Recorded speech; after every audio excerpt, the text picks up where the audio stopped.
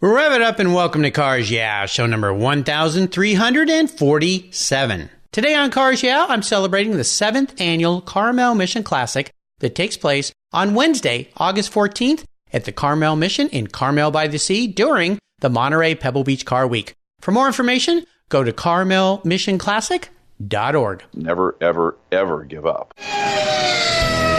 This is Cars Yeah, where you'll enjoy interviews with inspiring automotive enthusiasts. Mark Green is here to provide you with a fuel injection of automotive inspiration. So get in, sit down, buckle up, and get ready for a wild ride here on Cars Yeah.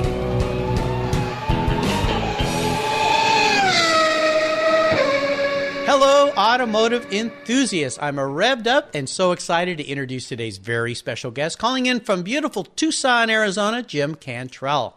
Jim, are you buckled up and ready for a fun ride? Or in your case, are you buckled into the rocket and ready for a fun ride? I'm in the rocket seat, ready to go. All right, this is cool. Jim Cantrell is an American entrepreneur, mechanical engineer, and road racer. He is CEO and co-founder of Vector Launch Incorporated after working at the French Space Agency CNES and the NASA Jet Propulsion Lab. He worked as an independent consultant to aerospace companies for 15 years and was on the founding team of SpaceX and Moon Express. Jim received the NASA Innovation Award for Mars Balloon Technology in 1989. He is the author of 20 technical papers. Jim also participates in road racing and has run in the 24 Hours of Thunderhill at Thunderhill Raceway, and he's raced in the 24 Hours of Daytona Classic. In 2005, he founded Vintage Exotics Competition Engineering, which designs and restores race cars. Very cool. Well, Jim, I've told our listeners just a little bit about you. Before I jump into the questions, would you share a little bit more about your very fascinating career and a passion for driving old cars really fast? Sure. Well, I can tell you that the only thing I've ever known for sure I wanted to do in my life is race cars. So everything else has been just kind of a bonus and trying to find ways to earn money to buy the more exotic cars and to race the more exotic cars.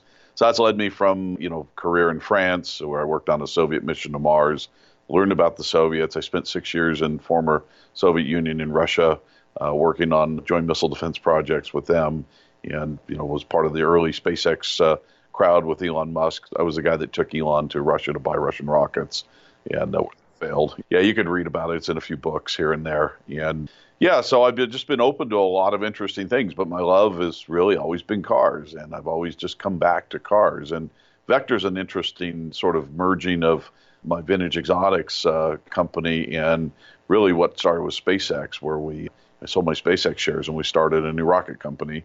And my guys from the car company came in to help build rockets like we build cars. Cindy Meidel, our mutual friend, introduced me to you, and she said, you've got to have Jim on your show. This is one of the most fascinating guys that I know. And Cindy knows a lot of people, so you're in very high standing in her world. I think we could do a couple shows about you between your SpaceX and rockets. And the day we're recording this, I see Elon Musk has stepped down from Tesla, so some changes happening there. I certainly wish the company's success as it moves forward. I've always admired Elon. I can't imagine what it must be like working with him, and that would be a whole show in and of itself. But we're going to continue on your journey today, Jim, and I want to ask you for a success quote or a mantra. This is some kind of saying that's been instrumental in your success in life, and it's a nice way to get the inspirational tires smoking here on Cars Yeah. So, Jim, take the wheel. So, yeah, the thing that's always been, I don't know if it's inspiration, but it's a reminder that breeds success for me is never, ever, ever give up. And that applies in racing. It applies in restoring cars. It applies in life, and it certainly applies in business. So every time you do something worth doing, it seems like it's difficult. And when you do difficult things, you have difficult days. You have bad days, frankly. So you just have to remember this. It's like one of my favorite books, right? The Art of Racing in the Rain. There's another quote in there, if you spun off in the corner, you're still in the race and you get back on, because if you're a true racer, you get back in the game. That's the same with life. You just never give up. I've been in a number of these endurance races, and this is where it's the most stark and obvious that you don't give up. And I can remember doing one about 3 years ago at Road America. It was an 8-hour race, and our Porsche was not doing well. It was the first time we had this 997 out in an endurance format. I kept driving it, and it was stuttering going down the straight. And I kept thinking, oh, no, the engine's going to go. We're leaning out. And then I realized, it was smoke coming out the back, so it's going too rich. And so then suddenly your mentality changes. But it would be easy to just park the car and say, oh, we're out. Well, we won that race. Wow. After we figured out what it was, yes. Yeah, well, I remember Le Mans a few years ago when I believe it was Toyota was in the lead, and then I think the last lap, they just, yeah. Yeah, you just never know how things turn out. So that's both the magic of life and the art of it, is you just have to be open to what might happen, and you have to just not give up. And doors open, doors close, things happen. It's a journey. It's not a destination. I know that's trite to hear it, but it really is true, and you just can't give up. I've interviewed hundreds of racers here on Cars Yeah, and I'll tell you, every one of them, and this puts you in that Cars Yeah alumni organization now, and especially in the racer column, every single one of them, that's the quote. And it's so true. I used to race vintage cars, and I got to do a few endurance races, which I actually found much more enjoyable than the normal vintage racing of a 15-minute race, and it was over. Endurance racing is fascinating, and after having people like Vic Elford and Hurley Haywood on the show, and you talk to these guys, Patrick Long, I mean, yeah, you just can't give up because you just don't know. I mean, it's all sorts of things can happen. So I'm glad you brought that up, and you gave me some encouragement. This week I've had some challenges, and sometimes just go, why am I doing what I'm doing? I'm going to go do something else. But you know what? You rev me up here, Jim. I appreciate that. So good. Never, ever give up. Nice inspiration. Let's go back in time and talk about a story that instigated your passion for cars. You're a technical guy, an engineer, obviously or I'll call you a rocket scientist if I may today. But is there a pivotal moment in your life when you knew you were also a car guy? Yeah, I'd really say there's two things. So when I was very young, say, I don't know, I guess I was 12 years old, walking home from school in this little town of Yucaipa I grew up in California, there was a go-kart, and it was parked out in front of this house, and every day I'd walk by, it didn't move. And, I watched the leaves come and go off this go-kart, and finally I got the bravery to just knock on the front door. And some nice lady answered the door, and I said, hi, I see your go-kart's been sitting there for a long time. Wonder if whoever owns it might want to sell it. And she says, well, it's my son's, I don't know. And so let me get back to you. So I scribbled my phone number out on some paper and gave it to her. This was the 1970s. And so about 3 weeks later, my mother comes out and she says, this nice lady called and says that you talked to her about buying a go-kart. It was a Rupp go-kart, as it turned out. And so she says, your dad and I are going to go buy it. We were poor. We didn't have a lot of money. And I think we bought it for $20 or something like that. And I can remember that go-kart, getting lit up for the first time. And that was that feeling that I still feel when I'm out on the racetrack or when I get a car running. It's indescribable for those. And I feel sorry for people who don't understand this, right? It's this childish excitement that drives us. It keeps us in the game because that's the sort of thing you want to relive over and over. And so I had that same feeling later. It was about 2007, and it was during a pretty pivotal moment in my life. I was out at Laguna Seca. I was a big fan of that particular Monterey historic race every year. Now I drive it here. I was not driving it at the time. And I remember standing in the middle of the track and hearing the Can-Ams going around the track. And I realized right then, this is where I had to be the rest of my life. This is what it was to me. And I never felt more alive than I did in that moment, just being right there. I knew I belonged there. Yeah. We share a few things here, Jim, because of some friends of mine and I, when I were a kid, we scrambled together some parts and an old lawnmower motor and made a little go-kart. And then where I lived down in California, we had alleys behind the houses, right. And so we had this alley and it was paved. And that was going to be our racetrack. And we got this car all put together, and I got to be the first guy, and I jump in this thing. I go ripping off and realize we didn't connect the cable to the brakes.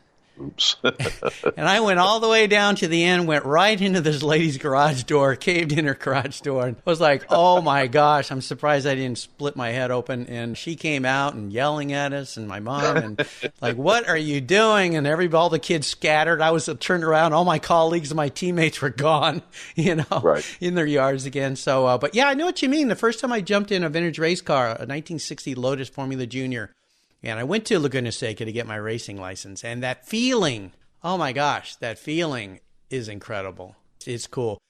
Well, let's take a look at some of the roads you've driven down, talk about a challenge or a failure. You have gone into careers that are wrought with challenges and failures. We could probably talk about this topic forever, but perhaps pick one. Maybe it's relating to cars, whatever you want to go with this or wherever you want to go. But the most important part is, what did that specific situation teach you that you learned from it so that you could move forward in a positive way? Yeah, so this one's actually not terribly related to cars. I started life all over in 2007. I went through a divorce from a marriage that was 20 some odd years in length. Yeah, it was terrible. It was not of my choosing.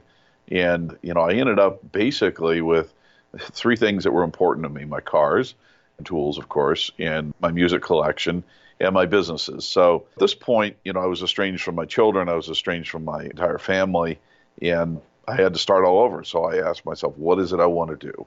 And so it was an opportunity to really remake myself in a way that I could choose, this new life. And, I decided what I had been doing was somewhat dishonorable, and I was going to live an honorable life going forward, career-wise. I was part of the military-industrial complex, as I like to call it.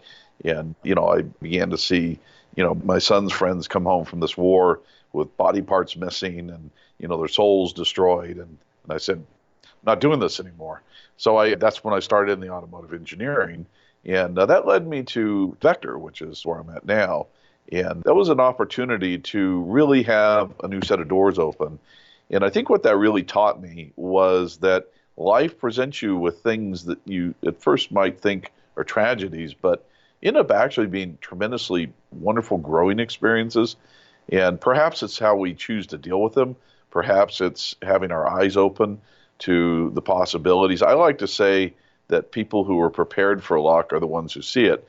I've seen a number of people who have luck just go right under their nose, and they wouldn't know it if it hit them in the head, right? So that's the thing is, some people call it turning lemons into lemonade, but the reality is, you really have to keep your eyes open to the possibilities that's presented to you every day. I believe there's doors opening every day. When Elon Musk called me out of the blue in 2001, I thought he was a creep, and he wanted to come visit me at my house, and my kids were there, and I said, no way, so I lied to him, and I met him behind the security in Salt Lake City where I was living and, at the airport, so he couldn't pack a gun, and look what that ended up being, right? Yeah. You just don't know, right? And people say, well, you've lived this colorful life. Well, I think it's because I just, I'm not really afraid of things, and I just take these open doors and walk through them, and that was a huge open door that I, no choice to walk through, but ended up being a very good one. It's a fascinating story, and I'm very sorry about the divorce and everything you went through there. I can't even imagine that. But I love the optimism you've shared here and the inspiration. And I always say about luck, it's when preparation meets opportunity, when they collide into each other. And, just to dwell on this for a moment, you talk about people, and we're on Skype, so you've ran your hand across your face like, luck walks right in front of them and they don't see it. What is something that you could offer to somebody? Because I've seen the same thing, and you go, man, why did you not take that? And what's something you could offer maybe to people to help them see opportunity when it's right there in front of them that some people just simply can't for whatever reason? I think it's fear that drives people away from these things. I'm not sure that they don't see it.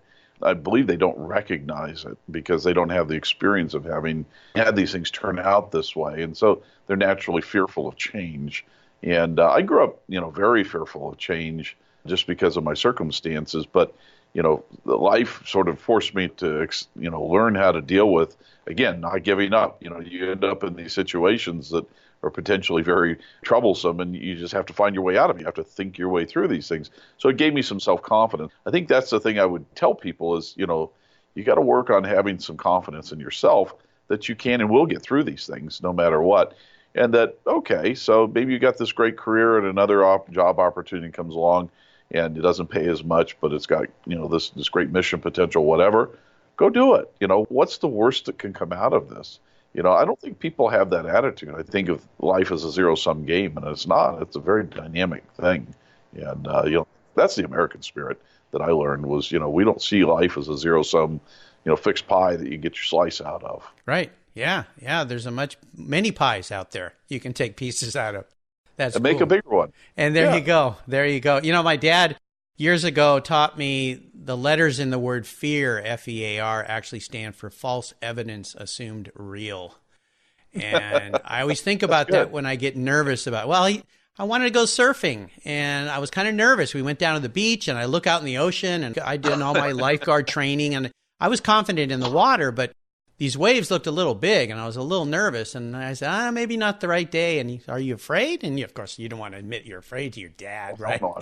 Yes, I have. And that's when we had that talk. And I always remember that talk with him and how important that was. And so anytime I'm a little nervous about something, I just think of my dad. I lost him a few years ago, so he's not here, but I do think of all the things he shared with me, and that's definitely one of them. So nice story. I will confess, every time I get in a race car and I sit there and I put, it's uncomfortable getting in the gear. You sit in the car.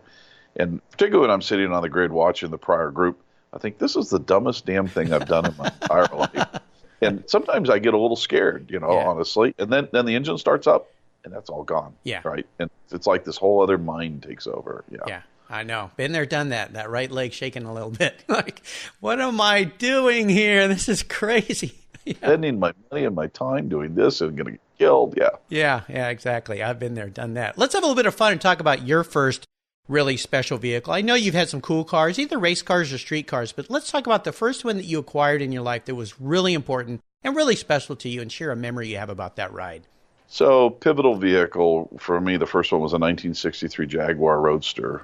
Yeah, it was beautiful. And it was back in the early 80s when they weren't very expensive. And long story about how I acquired it, but, so I had it for about 6 months before I sold it.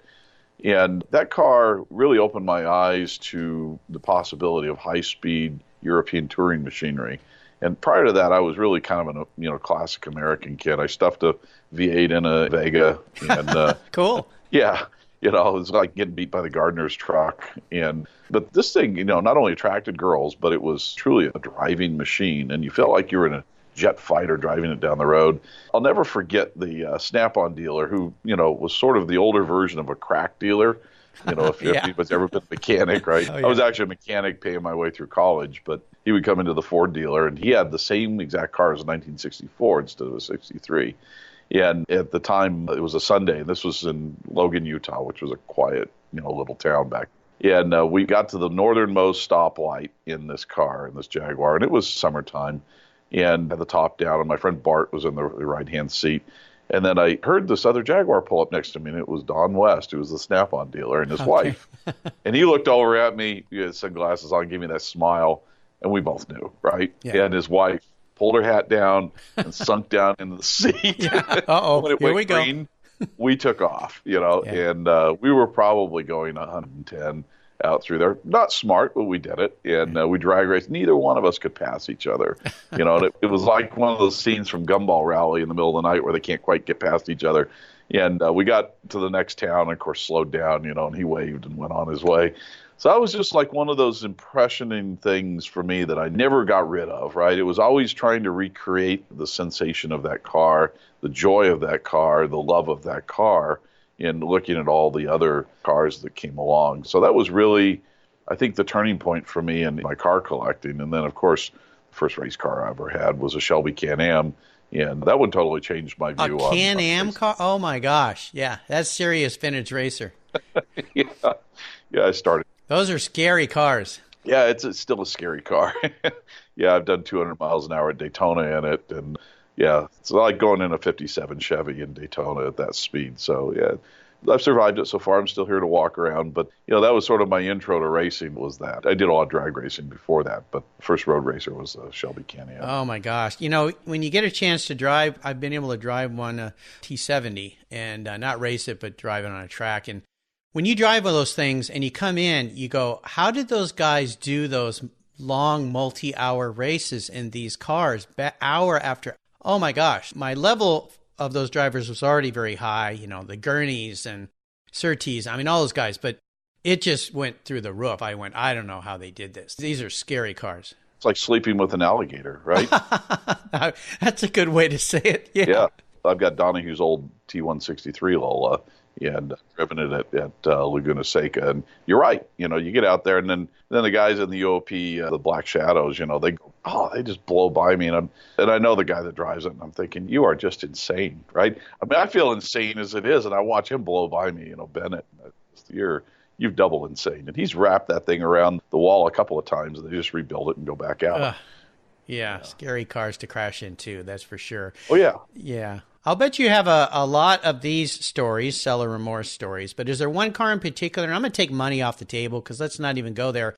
Let's just think about emotions. Is there a car you've let go in your life that you really wish, why did I let that go? You'll find this really strange. Yes. So it was a 2002 Maserati Spider. And it was the first year of the new Spiders that came out. And it was black. It was a manual transmission. And nothing special about the car, but my son and I drove it all over the place. He was, in his early teens. And he and I went and did a lot of these rallies in Colorado and things like that. And I just have some great memories from that car and the sound of it. They say when you buy an Italian car, you get the engine first. That's what you buy it for. And then you get the body wrapped around it as an extra. But for me, it was always the sound. These Italian cars, particularly the Maserati V8s, they're like a symphony. I can remember driving this one back from a rally in Colorado. And we're driving through the area south of Price, Utah, which is pretty remote. And this truck came up on us in this car, and it was a Ford truck of some sort. And this is when I first learned about these turbo diesels and how fast they really were. He kept getting on me. I kept going faster. We were probably doing $130 by the time he passed me. Oh, my gosh. Uphill in this turbo Ford truck. Ford truck, like, what is going on here? Yeah. Right. Yeah. Wow. So this is why I went racing. I quit doing this stuff on the street, in case your listeners are wondering. Yeah, you kids out there, don't follow Jim's lead as far as driving fast. Do that on the track. There's plenty of places and opportunities to go fast on the track, especially these days with all the inattentive drivers out there. So, well, and I'm an example of everything your mother doesn't want you to do. Okay. We should have put that warning label on the show at the beginning, but at least we've stuck it in there. I would love for you to share more with my listeners about your businesses. One, talk a bit about Vector, and the other about Vintage Exotics Competition Engineering. So take it away. Yeah, so Vector's kind of interesting. I mentioned that I was one of the early guys at SpaceX, and so two of the Vector co-founders were actually part of that early story. Elon Musk called me in 2001 wanting to do this mission to Mars with his own money. He just left PayPal and wanted to buy Russian rockets. And it turns out I was part of this crew that went in after the Soviet Union fell down into the former Soviet Union and helped convert ICBMs to satellite launchers.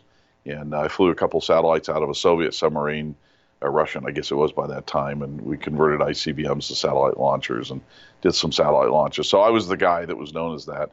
Well, some of my cohorts that are Vector founders, John Garvey and Eric Besnard, were helping on this mission. But what they were doing in their garage, instead of building race cars like a guy should, they were building liquid rockets. And they were 30-foot long rockets, and make their wives park their cars out on the street for that. And so Elon saw this and was so inspired, that's what caused him to decide he could build rockets himself. This is what led to SpaceX. So, these guys wanted to build small rockets, and the market really wasn't there for the small rockets back then. So Elon wanted to build something bigger. I joined up with SpaceX for a while. They went on their way. Come back 15, 18 years later, this market for these little tiny rockets really has come around because satellites have gotten smaller. And so I decided to sell my SpaceX stock by their company that had been pursuing this, and that's how we started Vector. So the idea was I was going to mesh together my automotive engineering company, Vintage Exotics, with this rocket company, and that we would build rockets like we build cars. So the idea is that we could, quote, mass produce, unquote, really amounts to limited production kind of numbers, 100 a year kind of numbers with rockets, but cost reduction you get from that's pretty substantial. So normal automobile, I don't care what you drive, is probably a $50 or $100 million first unit cost. And by the time you get it, it's $25, $50, $100,000.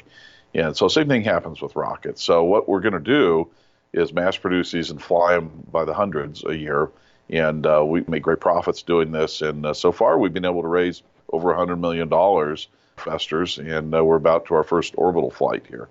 Sitting right here, thank you. I'm sitting here in my rocket factory, where a lot of my former race car builders are out pounding metal and making carbon fiber parts. And it's funny that we had investors here yesterday, and they were saying, "Oh, where'd you guys learn how to make carbon fiber stuff?" I said, "Well, these are guys that built race car bodies for me at a carbon fiber." So there's a great crossover between rockets and cars, and that's one of the funny things about this industry I found out is there's a lot of car guys in it. There's a guy we hired from Blue Origin the other day. I was talking to him. He's an engine guy, and Blue Origin's Jeff Bezos' rocket. And he had a Lamborghini shirt on, and I said, "Oh, what Lamborghini do you have?" and so on. And we got talking. I shook his hand, and he's missing fingers. And I said, he goes, "I'm a pump guy, turbo pump guy on a rocket." I said, "Okay, the Lamborghini eater or the turbo pump?" And he says, No, the turbo pump." So at any rate, yeah, there's just a lot of us who are into cars, and a lot of the SpaceX guys that we brought in, they all race Porsches and things like that. So there's just this interesting mixture. But Vintage Exotics was kind of my answer to my life change, which was I was going to go back to my first passion. And so we stood the company up. We designed and built race cars, and we won every race we could afford to win. In fact, beat Patrick Long and Brian Redmond in the 24 Hours of Daytona Classic when we ran in that. And so that, that it's still going, but that it morphed into Vector was sort of an appropriate end for, the high of that company. Yeah, very cool. What a wonderful story. And both Patrick and Brian have been guests on the show here, so that's pretty cool. Again, part of a cool alumni. Fascinating. Right. I could talk to you for hours, I think, about all this stuff. Well, Jim, up next is the last lap before we put the pedal to the metal. Let's say thank you to today's Cars Yeah sponsors. Do you know the best way to protect your vehicle, both the exterior and the interior, is with a car cover? I've been using Covercraft car covers since 1975. That's right, 1975. It's a fast, easy, and inexpensive way to keep your vehicle looking new. Covercraft has been manufacturing premium quality exterior and interior covers for over 50 years with a stellar reputation for durability and design. They're the world's largest manufacturer of custom patterned vehicle covers that are crafted to fit over 80,000 patterns and growing. They are the only cover I'll put on my vehicles. You can choose from a wide variety of fabrics, styles, colors, and more. From full cover designs for factory to custom-made vehicles, plus convertible top covers, trucks, truck cab coolers, motorcycles, scooters, ATVs, trailers, campers, personal watercraft, and a wide variety of custom features. Covercraft is the right choice. Learn more today at covercraft.com and tell them Mark sent you. That's covercraft.com. Are you looking for a way to get your products or services into the ears of thousands of automotive enthusiasts around the globe? I can help. This is Mark Green here at Cars Yeah, and I'd be honored to be an influencer and ambassador for your brand in a unique and personal way. 5 days a week, thousands of subscribers and listeners enjoy the Cars Yeah podcast and website. Contact me today and I'll show you how at mark@carsyeah.com or connect with me through the Cars Yeah website at carsyeah.com. Hey, Mark Green here from Cars Yeah. Did you know you can now see me on the Cars Yeah TV show? It's a weekly visit to some of my past Cars Yeah podcast guests, and I take you along for the ride. You go behind the garage door and into their lives, their businesses, and you get to see what makes them successful. With tens of millions of viewers, Cars Yeah TV is making its mark. Cars Yeah TV is available on MAV TV and Lucas Oil Racing TV. You'll find MAV TV on Direct TV, Fubo TV, Fios by Verizon, or you can stream it through Lucas Oil Racing Television online. And they said I only had a face for podcasting. All right, Jim, we're back, and I have a bit of an introspective question for a guy like you. This should be an interesting answer. If you came back tomorrow as a car or a vehicle, maybe it's a rocket. We'll see how you answer this. If you were actually manifested into a vehicle of propulsion that moves people or moves cargo, what would Jim be and why?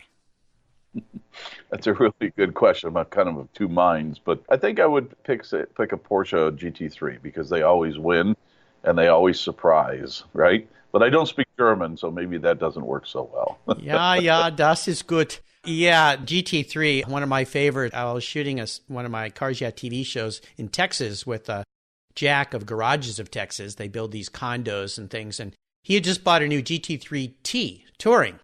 And it was raining that day, but he let me take it out for a drive, and I fell in love with that car. Oh, my gosh. Yeah. Yeah, it's a magnificent machine. It's just so perfectly balanced, and it's put together in such a way that you wouldn't think it should work from an engineering perspective. And a rear-engine car shouldn't be that good, but it is, and particularly in the rain. Yeah. Well, when you have, what is it now, 60 years of practice, something like that, or is it 70? Yeah. Something to that, yeah. Yeah, some people think that configuration should never have worked, but they made it work after 60 years. Yeah, it's pretty amazing. All right, Jim, we are entering the last lap. This is a place you've been many times. The white flag is out, the checker's in the distance, your foot's into it, and I'm going to ask you a series of questions and ask you to give us some quick blips of that GT3 throttle. So here we go. What's the best automotive advice you've ever received? Don't think that the first thing that's wrong with it is actually what's wrong with it. Yeah, I've been there, done that many times. We talked about that in our pre-show chat here. Yeah, exactly. Would you share one of your personal habits you believe has contributed to your many successes over the years? I don't know if it's a habit or it's a characteristic. I think I'm missing the fear gene, right? It's probably detrimental. Well, I think that's a good thing. If you're going to miss anything, that's a good one to miss. How about a resource? There are so many these days, but is there one in particular you'd like to share? I would have to say that it's always the catalogs. Catalogs? I always find parts catalogs to be some of the best resource, for finding out how things come together. So, like, for example, I put my Maserati Ghibli that had burned to the ground, and I had boxes of parts, put it together out of parts catalog. You look long enough at that, there's a tremendous amount of technical information in those things. Yeah, absolutely. Is there one in particular that's kind of you seem to go to a lot? Well, I go to Summit Racing a lot, honestly, to look for ideas for problems to solve, and part of it's just figuring out the keywords. It used to be, in the old days, we had paper catalogs, and I had, a bunch of go-tos that don't exist anymore. But yeah, no, Summit and then Aircraft Supply, what the hell's the name of it? Yeah, these Aircraft Supply catalogs are just awesome for even, race car stuff. There's a lot of solutions that are in common with aircraft. It's just fun to look through them, these exploded drawings of how things go together and what's in there. I think it's pretty darn neat. Yeah, aircraft is what I was thinking of. Yeah. Oh, okay. Now, if I could wave my magic wand and arrange for you to have a drink or a meal with anyone in the automotive industry, living or deceased, who would that be? It'd have to be Carroll Shelby. Yeah, I just had Aaron Shelby on the show, his grandson, and got to talk a little bit about that perspective of Carroll. I got to meet Carroll a few times, didn't get to have a meal or drink with him, but got to say hello to him, and at one point I got to kind of listen to him talk to some people at a small venue. But that's the second most mentioned person with that question. Do you know who the number one would be? Mario Andretti? Henry Ford. Henry Ford. Ford. I wouldn't pick that one. Yeah, interesting. Yeah, definitely old Carroll would be someone to talk to. I got to spend an evening, my wife and I spent a weekend with Peter Brock and his wife Gail when they moved to Nevada, and we were sitting out on his deck overlooking the city lights there in the desert, and I said, "You worked with Carroll. What was he like?" And he just started laughing. He goes, "How much time do you have?" And we stayed up till late enjoying a drink and listening to stories from his perspective, having been there. I'd wish I'd had the recorder on, It'd be fascinating. He's been a guest a couple of times here. Yeah, definitely. Oh, my gosh. Talk about not having the fear gene. Right.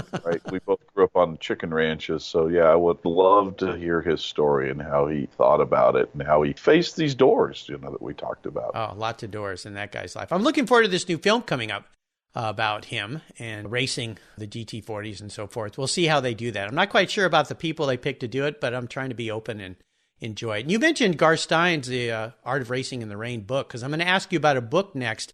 Garth was a guest here, and when I had him on, he said, "I'd like to have a movie made someday." And now 3 years later, here we go. We're about to have a movie launched. What is your favorite book or a book that you'd like to share with the listeners? Yeah, so, Art of Racing in the Rain is obviously one of them, and you probably hear that a million times. I'm going to tell you a different one, Richard Bach, Illusions. That's a very interesting book talks about fear, and starts off with the idea of these creatures that live along the bottom of a river, and they let go, and people say you're going to die, you're going to bash into the rocks, and of course they find something different. And it's all about how people are drawn together in life, and it's a fascinating book.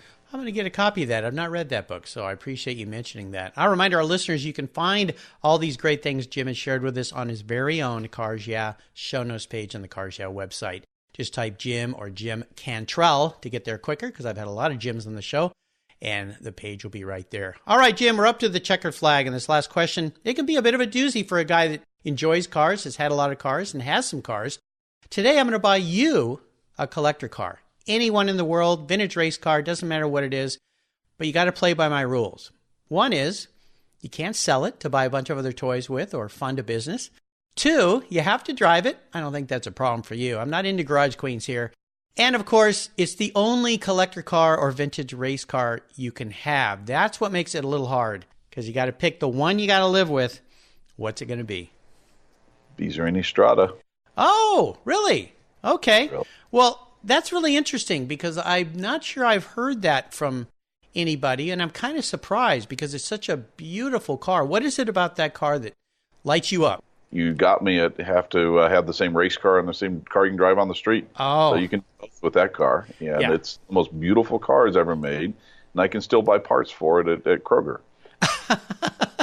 Well, you know what I love about that car? To me, it looks like it started as somewhat of a beautiful coupe, and then somebody compressed it and kind of spread it out just to the perfect Right. So there was a gentleman who lived up here in the Northwest that had one that he raced, and he brought it over, and we borrowed it, and we're shooting it for a catalog cover. And I remember my son was there that day. He was in junior high, and I've got great pictures of him. I'll send it to you of him sitting in that car. Mr. Cotter, Bill Cotter, had that car.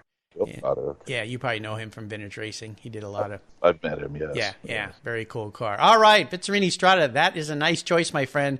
Jim, you've taken me on an amazing ride today. We've launched into space. We've gone around racetracks. We've enjoyed the desert there in Tucson. This has been really fun. I want to thank Cindy Meidel for introducing us to each other. She knows a lot of great people, and she said, you have to talk to Jim. And I tell you, you are a guy that's very comfortable in his skin, and I could spend hours learning from you. I want to thank you for sharing your time with us today.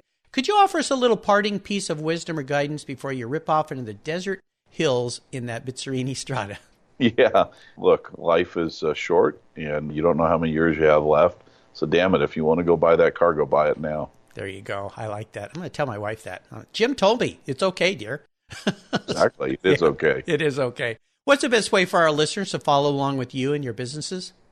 Yeah, probably Twitter is a good place, James N. Cantrell. And then I have a personal website, jimcantrell.com. And if you want to learn about vintage exotics, it's vintageexotics.com. And Vector, just type Vector launch into Google, and you'll see everything you want to see. All right. There you go. Listeners, again, you can find all these things on Jim's show notes page. I would encourage you to follow this guy along because he's going places, he's been places, and he's creating the future. I think this is fantastic. Jim, thanks again for joining me today, for being so generous with your time and expertise. Until you and I talk again, I'll see you down the road or in outer space. Bye-bye. Bye.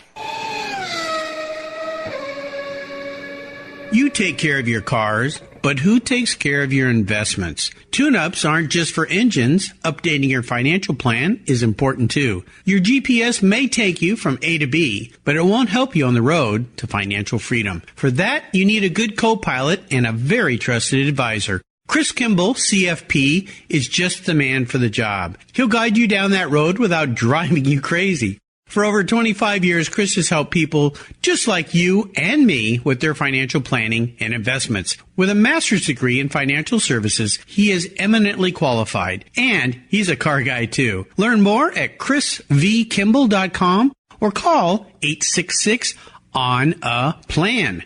Securities through Money Concepts Capital Corp. Member FINRA SIPC. CK Financial Services is not affiliated with Money Concepts Capital Corp. Thank you so much for joining us on today's ride here at Cars Yeah. Drive on over to carsyeah.com to find show notes and inspiring automotive fun. Download your free copy of Filler Up, a fun book filled with gorgeous photographs of fuel filler fun, including quotes from more inspiring automotive enthusiasts. Download your copy today, and we'll see you next time on Cars Yeah.